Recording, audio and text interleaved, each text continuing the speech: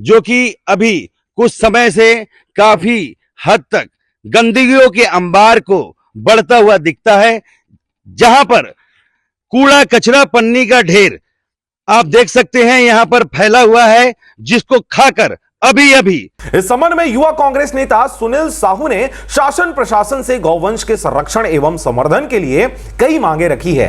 उन्होंने कहा है कि गोचर भूमियों को अतिक्रमण मुक्त कर मवेशियों के लालन पालन के लिए उपयुक्त व्यवस्था की जानी चाहिए।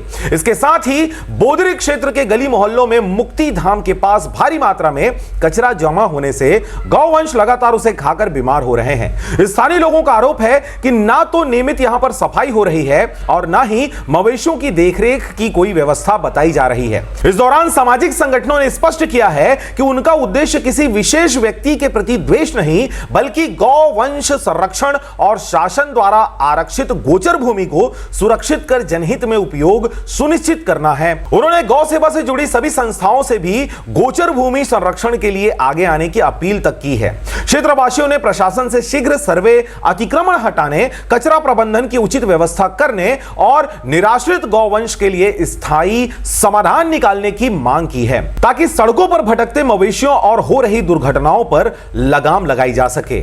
आप देख रहे थे आरजे रमझाझर न्यूज छत्तीसगढ़। मैं था पुखराज सिंह। चैनल को अभी तक आपने सब्सक्राइब नहीं किया तो कृपया चैनल को सब्सक्राइब करें, खबरों को ज्यादा से ज्यादा शेयर करें। फिलहाल मुझे दीजिए विदा, नमस्कार।